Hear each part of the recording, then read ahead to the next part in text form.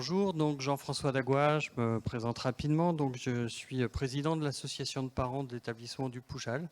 Je suis également secrétaire général du CESAP. Donc, j'étais pas là ce matin et hier parce que j'étais sur une autre mission pour le CESAP. Donc, on va peut-être faire de la redite, mais c'est pas grave. Bonjour à tous, je m'appelle Véronique Bourg, je suis éducatrice spécialisée en formation et j'ai une expérience d'une vingtaine d'années dans le pôle handicap en tant qu'aide médico-psychologique. Donc, pour démarrer, je vais déjà faire une petite passe sur ce qu'on va aborder aujourd'hui. Donc, pour parler de tout ce qui est engagement et échange avec parents professionnels, il nous semblait important de commencer par déjà présenter l'environnement, c'est quels sont les acteurs autour de la personne polyhandicapée. Ensuite, on parlera de la connaissance de la personne polyhandicapée du point de vue parent, du point de vue professionnel. Ensuite, à partir de ces éléments-là, on pourra parler des facteurs favorisants ou les facteurs contributifs à l'échange d'abord. Et ensuite, on va s'intéresser aussi quelle est la différence entre l'échange et l'engagement. Parce qu'il y a quand même des choses particulières à aborder.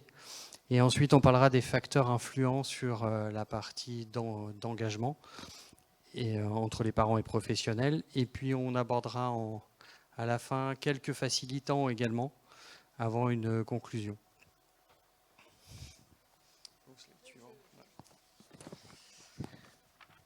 Donc, pour présenter les acteurs autour de la personne polyhandicapée, on distingue évidemment les parents, mais sans oublier la famille et surtout la fratrie qui est partie prenante aussi dans ce qui se passe autour de la personne polyhandicapée.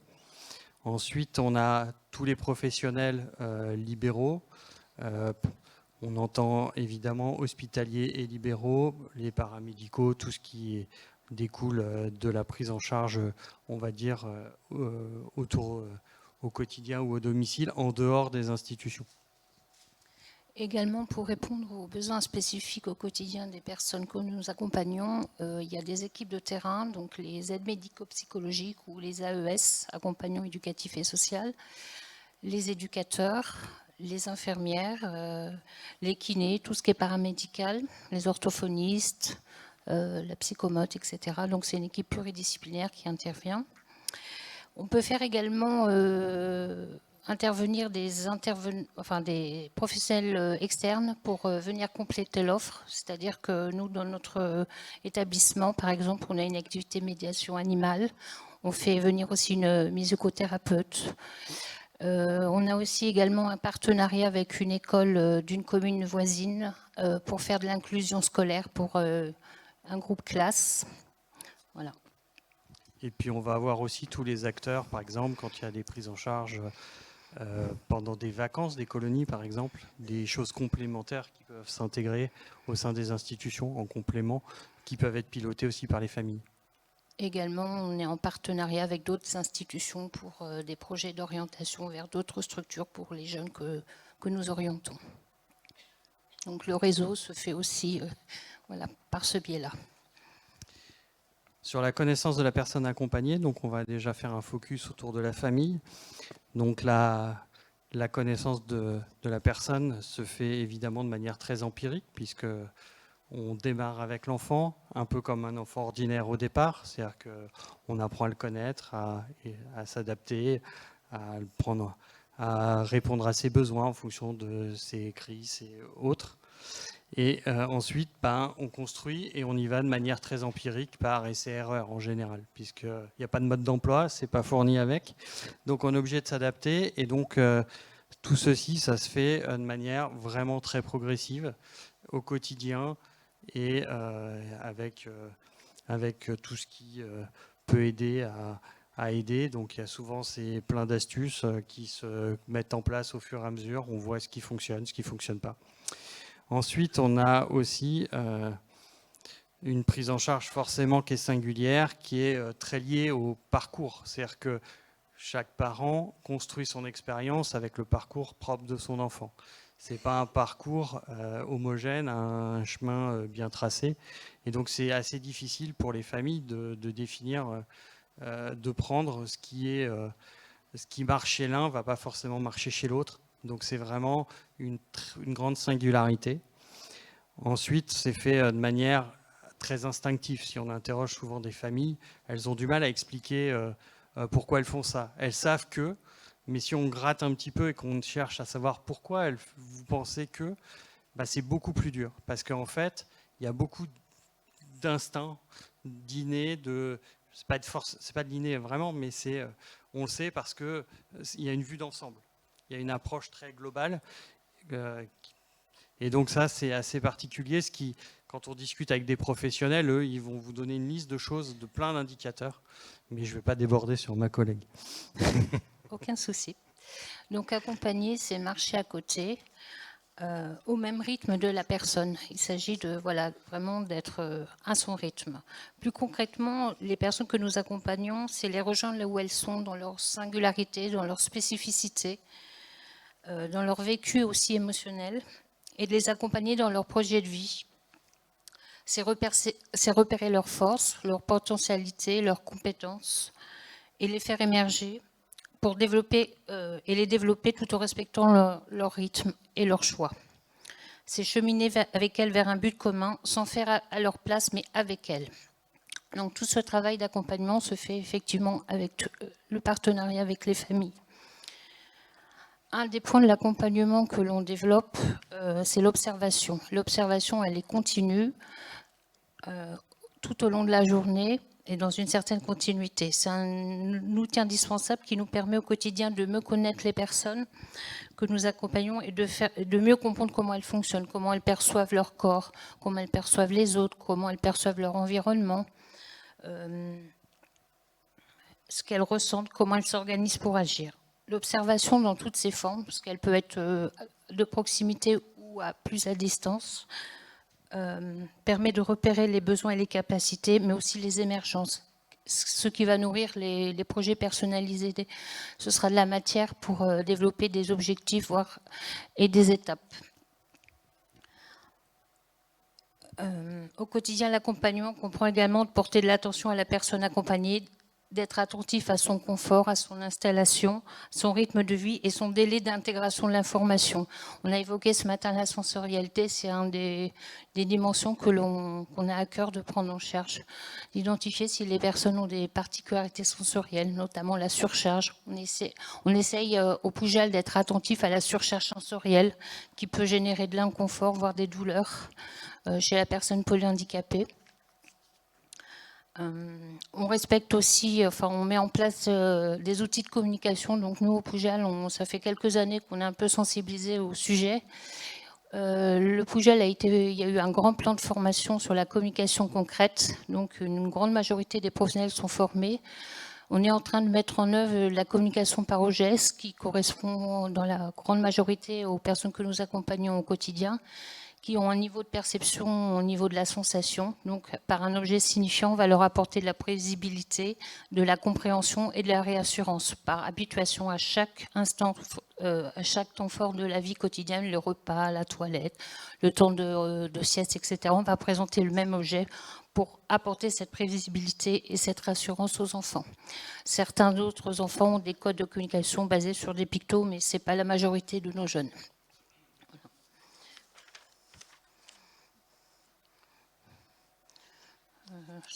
Moi, Jean-François, je sais plus. Je sais plus. Ok.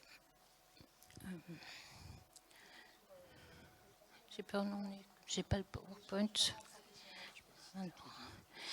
Alors, en tant que professionnels, nous partageons également nos observations forcément avec les parents et nous partons du postulat que l'accompagnement ne peut se faire que sans leur collaboration. On parlait tout à l'heure éventuellement d'aller au domicile. Ce n'est possible que vraiment si les parents sont dans l'alliance. Il ne s'agit pas d'aller être dans l'intrusion chez eux. Ce travail de partenariat ne se fait qu'avec leur alliance.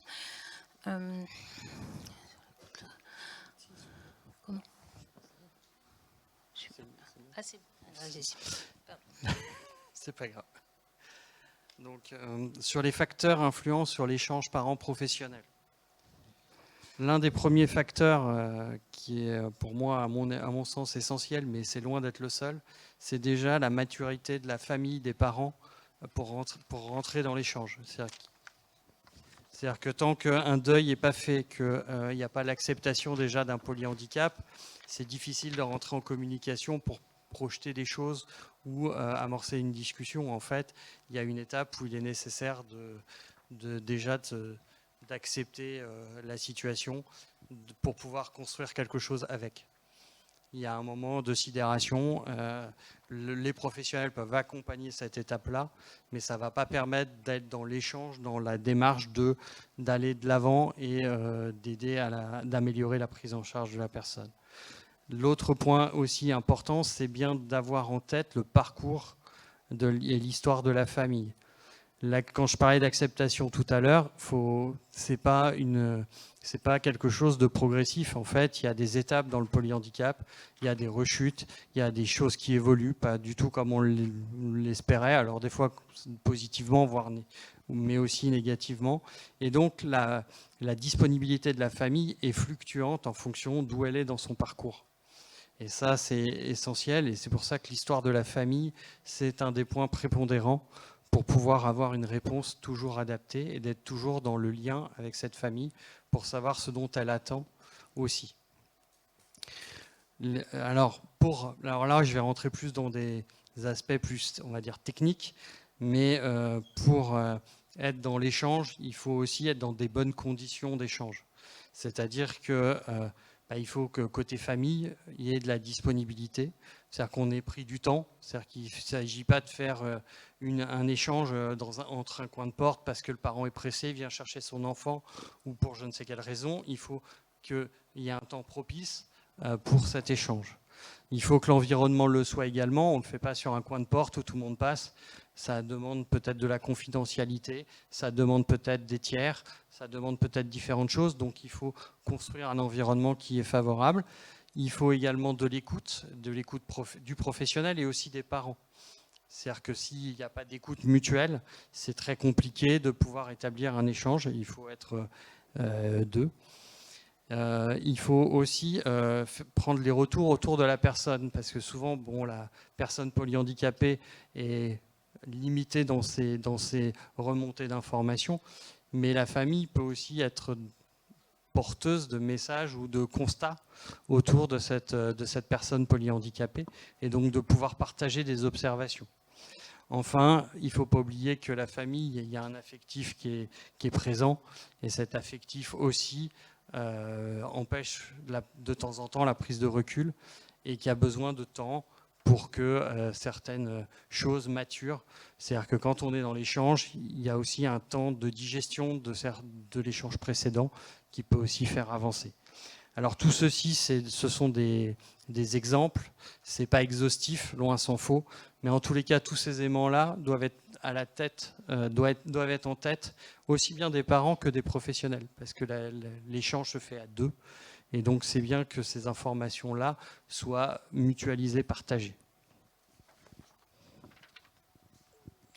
Pour compléter l'intervention de M. Dagois, effectivement, il est aussi important de prendre en compte les difficultés de compréhension liées parfois à la langue qui n'est pas la langue maternelle des personnes.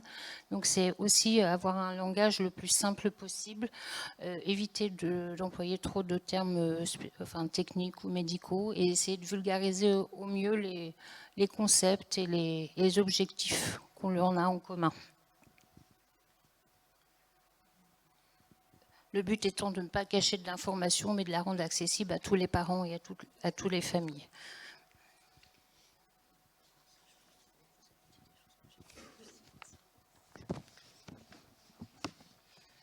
Donc sur l'échange à l'engagement, l'échange c'est quelque chose d'assez, je vais dire pas facile, mais c'est quelque chose qui se met en place normalement assez rapidement. C'est la première étape. Passer à l'engagement, c'est aller plus loin, c'est-à-dire partager sur la prise en charge. Ça veut dire travailler de concert avec les professionnels. On peut très bien être dans l'échange, mais pas dans l'engagement. Et l'engagement, après, il peut aller aussi plus loin. C'est-à-dire qu'on a l'engagement parent professionnel autour de la co-construction, avec les regards croisés, avec différentes choses. Et ensuite, pour aller au bout, il y a aussi l'engagement des parents au sein de collectifs. Le collectif, là, on n'est plus dans la prise en charge de son enfant, c'est-à-dire qu'il faut être en capacité de faire un pas de côté et de travailler pour l'intérêt de collectif. On va avoir, par exemple, dans ces situations-là, tout ce qui se passe au niveau des CVS, par exemple, qui sont autour justement de l'articulation des établissements. On va avoir tout ce qui est père aidance, c'est-à-dire pouvoir répondre à des attentes, des questionnements d'autres parents. Pour pouvoir faire ça, il faut déjà être au clair dans la situation dans laquelle nous sommes. Et on peut avoir aussi rentrer dans le fonctionnement d'institutions, d'établissements gestionnaires. C'est encore une étape supplémentaire dans la gestion de l'engagement. Au niveau des échanges entre parents et professionnels, ce qui est aussi apprécié, ce qu'on a un peu abordé au cours de la journée, c'est tout ce qui est raconter aussi des événements, des expériences d'apprentissage, de partage de moments conviviaux. Les parents apprécient beaucoup, et les professionnels aussi ont plaisir de raconter ces petits instants de vie où il y a du positif, où il y a de la joie entre nous. Donc ça, c'est très appréciable. Aussi d'essayer d'installer un climat assez bienveillant, toujours à l'écoute, sans jugement. Ça, c'est très apprécié également, et ça peut être un grand facilitateur des échanges. Sur les facteurs influents sur l'engagement, donc là, tout à l'heure, je parlais d'acceptation, de niveau de maturité. Alors, c'est peut-être pas le bon mot, c'est peut-être niveau de confiance, peut-être des familles. En fait, là, il est nécessaire, quand on rentre sur de l'engagement, d'avoir franchi une étape supplémentaire, donc d'être très à l'aise, d'être beaucoup plus à l'aise que quand on est simplement dans un échange. Il faut que la confiance soit installée, évidemment, entre les parents professionnels, ce qui est déjà normalement le cas avec de l'échange, et être ouvert au compromis dans l'intérêt de la personne accompagnée. Le parent n'a pas raison, le professionnel n'a pas raison. Souvent, les solutions, elles sont entre les deux. Elles sont... Et aussi, quand le climat de confiance est installé, ça permet aussi la libération de la parole, et parfois ça peut permettre à certains parents de se livrer un petit peu et d'évoquer leurs difficultés et demander de l'aide. Et ça permet aussi aux professionnels d'échanger sur des petites astuces, voire même montrer des séquences de vidéos, ou de faire la démonstration directe de petites aides techniques qui peuvent ensuite être prises au domicile. Il ne faut pas perdre de vue, on en a parlé juste avant, c'est que la personne polyhandicapée est très différente peut être très différente entre l'établissement et le domicile. Et il ne faut pas chercher à l'obliger à calquer un modèle ou un autre, en fait. Il faut lui laisser cette différence, comme aurait un enfant ordinaire qui est différent à l'école et différent à son domicile. On est un peu dans la même situation et il faut la garder ces deux espaces, c'est très important. Au niveau de l'engagement, après, il y a l'engagement auprès de ses pairs. Donc là, évidemment, pour pouvoir être accompagnateur auprès de ses pairs ou piloter des groupes avec ses pairs, c'est évidemment essentiel d'être très à l'aise. Là, ça demande encore un niveau de confiance ou de maturité, de recul. Il faut être capable vraiment de faire un pas de côté. Parce que le but, quand on est parent et de discuter avec ses pairs, c'est pas d'être dans le conseil, c'est vraiment être dans des orientations, des méthodologies, plus que du conseil. Parce qu'on n'a pas, on n'a pas les outils pour dire il faudrait faire ci, il faudrait faire ça, puisque chaque personne est singulière et on n'a qu'une vision très parcellaire. Mais par contre, on est arrivé souvent à titre individuel, à une démarche qui nous a permis de trouver des astuces pour son enfant. Et donc c'est plus dans la démarche qu'on doit accompagner et pas dans le faudrait faire ci ou faudrait faire ça. Et évidemment, il faut être absolument très clair et être à l'écoute de ce que les parents peuvent exprimer ou solliciter. Moi, je sais qu'habituellement, ce qui fonctionne très très bien chez les pères, ça tourne très vite dans des situations humoristiques. C'est l'humour qui permet de lâcher la pression et les familles ont souvent aussi besoin d'exprimer cela de manière très claire. Alors après, il y a rentrer dans les institutions, les CVS, tous ces éléments-là, il est important de prendre le temps de comprendre comment les institutions fonctionnent, parce qu'une association de parents, ce n'est pas un établissement gestionnaire, c'est même très différent, ça n'a pas du tout les mêmes fonctions, et un CVS également, c'est autre chose. Et donc, il ne faut pas mélanger ces entités-là, même si souvent ça peut graviter au sein des établissements, mais c'est vraiment des structures associatives très différentes et qui fonctionnent de manière très très différente. Donc il faut se pencher, ne pas hésiter à poser plein de questions pour comprendre, mais ça demande évidemment d'intégrer un certain nombre d'éléments, d'environnement liés à ça.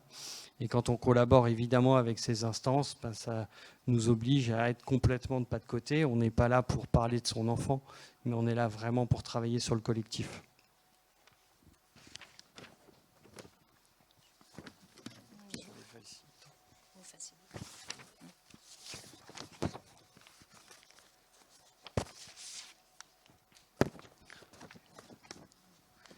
Donc, dans les facilitants, il est important de construire et d'entretenir des liens de confiance entre les parents et professionnels. C'est vraiment un élément fondamental. Surtout, toujours être bien autour de la personne polyhandicapée. Un des facilitants aussi, et c'est ce qu'on disait ce matin, c'est entretenir des liens réguliers. Donc ça peut être par des rencontres physiques au sein des réunions, des temps festifs ou d'événements conviviaux que peuvent vivre les enfants. Ça va être aussi dans le partage de supports, alors peut-être numérique, par des cahiers de vie, les cahiers de transmission, enfin essayer de garder ce lien de proximité d'une certaine façon qui est très important. Ne pas laisser la distance s'installer ou le malaise, essayer de garder le lien. Donc ça se fait aussi bien des équipes de terrain, mais un peu plus aussi au niveau médical. Enfin, la pluridisciplinarité est très importante dans cette co-construction. Il faut évidemment favoriser, développer la participation des familles. C'est évidemment une clé essentielle. Si dans les établissements, on n'ouvre pas la porte aux familles, elles vont avoir du mal à participer. Après, elles vont certainement mettre le pied dans la porte, mais c'est quand même plus naturel quand c'est institutionnalisé. Il ne faut pas hésiter, évidemment, il y a les réunions de synthèse dans le projet personnalisé, qui est le premier élément, mais il faut ouvrir des activités festives, faciliter tout ce qui est collaboration. Ça peut être des fêtes de fin d'année, comme on ferait dans des écoles. Ça peut être faire des CVS où tous les parents sont invités. Pas forcément à chaque fois, mais avoir des choses comme ça permet d'ouvrir aux familles et de voir d'autres aspects du fonctionnement des établissements. Et le dernier élément, c'est évidemment tout ce qui est formation des professionnels, parce que tout ça, ça demande aussi apprentissage. Un apprentissage et des savoir-être et des savoir-faire, donc qui sont indispensables pour l'accompagnement de la personne polyhandicapée. C'est ce qu'on essaye aussi de transmettre aux jeunes professionnels. Tout ce savoir-faire. On travaille aussi sur la traçabilité, donc, pour garder effectivement tout ce socle d'accompagnement de qualité, pour pas que l'information se perde, mais qu'elle puisse se transmettre. Donc, comme on a pu le voir, la connaissance de la personne accompagnée, la personne polyhandicapée, elle est vraiment de plein de facettes. Les parents l'abordent sous un certain angle, les professionnels sous un autre. Le but, c'est pas d'opposer évidemment ces manières de recevoir ces informations, mais c'est bien de s'appuyer sur ces expériences qui sont vraiment des expériences différentes. La qualité et la richesse des échanges dépend de nombreux facteurs qu'on a déjà abordés tout à l'heure. Et il est important justement de vraiment être à l'écoute mutuelle des apports de chacun. C'est-à-dire que ce ne sont pas des problématiques qui s'opposent, mais c'est bien des problématiques qui se complètent. Comme je l'ai exprimé tout à l'heure, la personne polyhandicapée, elle est différente chez elle et à l'établissement. Donc forcément, déjà à la base, les observations, elles seront différentes puisqu'on n'est pas du tout dans le même contexte. Et donc ces contextes-là sont importants aussi. Les familles sont pas forcément, ne peuvent pas toujours répliquer évidemment les mêmes choses. Et puis quand on est à la maison, il faut aussi qu'il y ait des temps de relâche. Quand on est dans l'établissement, on est plus dans une approche éducative. Donc on ne peut pas être en éducatif en permanence. Ça n'aurait pas de sens. Et je pense que personne n'accepterait d'être tout le temps en mode formation. Donc il faut intégrer ça aussi au niveau de nos personnes. On est vraiment sur de l'individualisation. C'est-à-dire que là, on ne peut pas définir des grands cadres à chaque fois. On peut avoir des principes, des logiques, des méthodes, mais par contre, on doit toujours revenir à ce qui nous anime, c'est-à-dire la personne polyhandicapée, et d'être vraiment dans une continuité et d'une cohérence, par contre, entre ce qui est proposé par la famille et ce qui va être proposé par les institutions, par les professionnels.